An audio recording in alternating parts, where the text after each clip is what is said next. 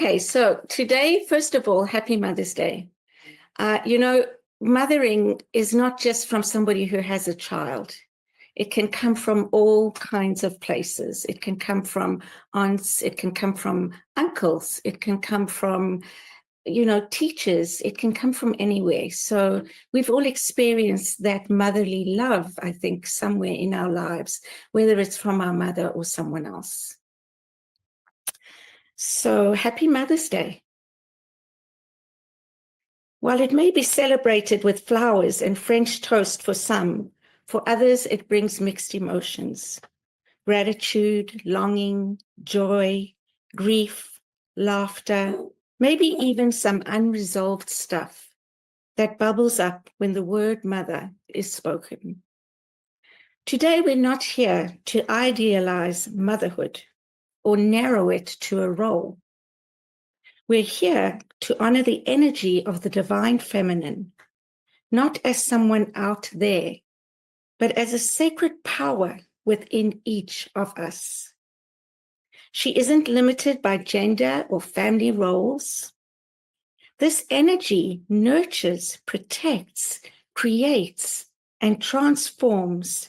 It is the gentle whisper and the fierce roar, and it lives in you. So I'm going to ask you to repeat after me. I honor the feminine energy of life. I honor the feminine energy of life within me, around me, and as me. Within me, around me, and as me. And feel that within me, around me, and as me. In Unity and New Thought, we look past appearances to the spiritual essence underneath. And divine feminine energy sometimes symbolizes as mother, but far more expansive. It's not something external or separate from us. It is part of the wholeness of who we are.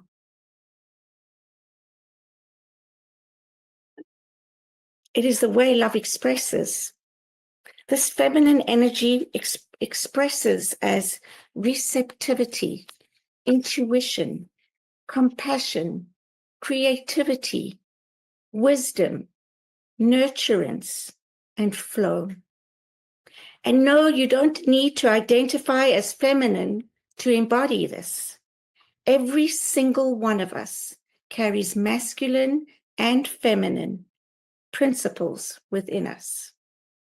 The divine feminine is not about a woman, a gender, or a personality type. It's a vibrational field of being. It is the power that listens deeply, the presence that holds without needing to fix. The part of us that says, you are enough, even in your unraveling. It's not weak, it's not passive. In fact, it takes incredible strength to stay soft in a world that hardens us. Let me tell you a story, a very real, slightly messy, totally human story. A few years ago, I hit a place where everything felt like too much. I was emotionally worn out. I'd been taking care of others, showing up with a smile, keeping it together. You know the drill. And then one night, it all just cracked open. I fell apart. I found myself crying, sobbing, ice cream in one hand and a spoon in the other. And a spiritual book in front of me. Classic breakdown. Some would call it a breakthrough moment. And then something shifted. It wasn't a booming voice or heavenly light. It was a quiet knowing from deep within that I didn't have to carry it all alone. I didn't have to do it all alone. That wasn't a message from out there. It came from the divine feminine in me. that part of me that remembered how to soften, how to let go, how to believe in something greater than my needing to control it all. That moment didn't fix everything, but it reminded me of the wisdom inside of me, the kind that doesn't need to explain itself, the kind that says you're allowed to fall apart and still be a whole person. Doesn't make you any less than. This is the divine feminine. She is the stillness that remains when the mask falls away. So how do we tap into this energy, this strength in softness, in the middle of our real messy modern lives? Here are some ways the divine feminine shows up in you when you rest instead of rushing around, when you listen instead of giving advice, when you speak truth with gentleness, when you create art, food, music, solutions, whatever brings you joy. And when you feel your way through something instead of just powering through it. You know what I mean, right? Pushing it down and not feeling it. You might notice the divine feminine when you're holding a child or when you yourself, through anxiety or doubt, when you experience that, you might hear the divine feminine in you. She shows up in your ability to feel deeply and to still choose love. She's in your boundaries, not as walls, but as sacred choices. She's in your grief, held with grace. She's in your intuition, the knowing that bypasses logic and feels true. Let's take a moment just to think about when I felt most connected to this feminine energy in myself. When did I feel most connected to this feminine energy in myself? And where am I being invited to soften, listen, or tend more gently? Just breathe that in for a moment. Now let's talk about what happens when this energy is missing or wounded. For many of us, the feminine wasn't modeled well.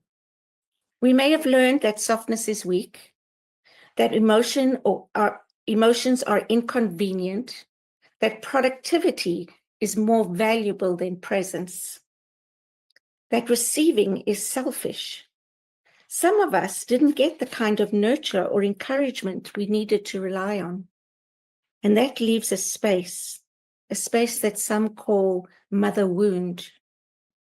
The good news, the divine feminine is here to heal the wound. Not by fixing it, by loving it. You don't need someone else to come and heal you. The loving, holding, nurturing presence you long for lives in you. Close your eyes for a moment and just take a deep breath into your heart. Now bring to mind the feeling of being gently held, not by anyone, but by the energy of love itself.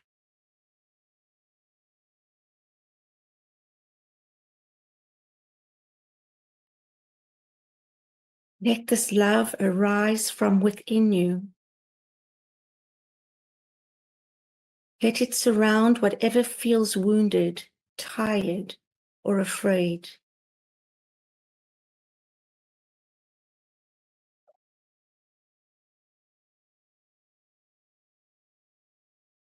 You don't need to force anything, just be with it.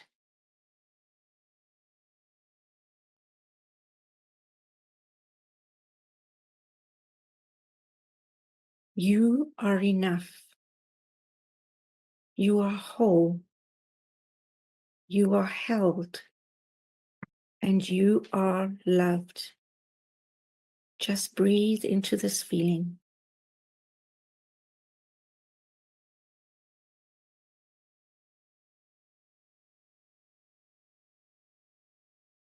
When you're ready, open your eyes.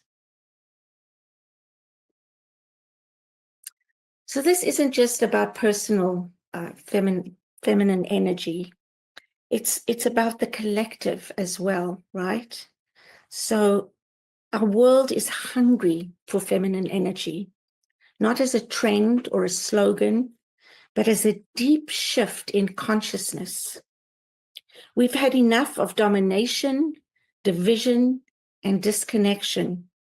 What we need now is integration, inclusion, and inner listening.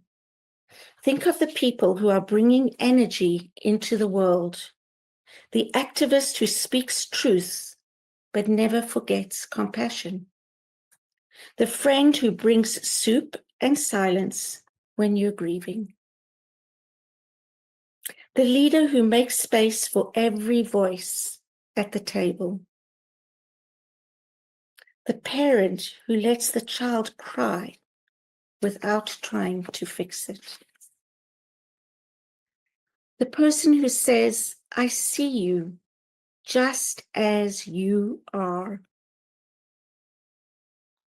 Every time you choose to respond instead of reacting, every time you listen for truth instead of just speaking it, you are embodying that sacred energy.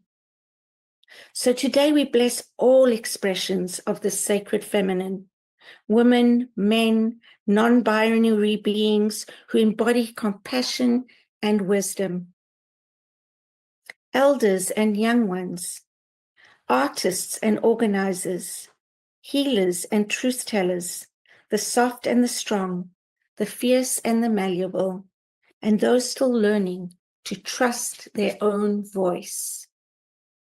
And when we say non-binary beings, I neglected to put in here, but I want to include LGBTQ plus, two-spirited people as well.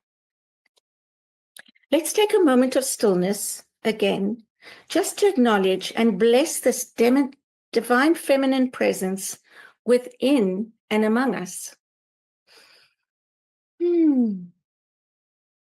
As we close, I invite you to take these questions with you into your week. Where in my life is the feminine energy being called forth right now? What would soften look like in this situation? How can I honor the sacred power of nurturance, actively caring for myself and others, intuition, trusting my instincts, and grace, interacting with others with patience and compassion? Take that into your week. This is my prayer for you. May you know yourself as the vessel and the voice. May you trust the wisdom that doesn't shout, but always knows. May you carry the divine feminine into your days through presence, peace, and power. May this day be a reminder that you carry everything you seek already inside of you. Let her rise. Let her lead. Namaste.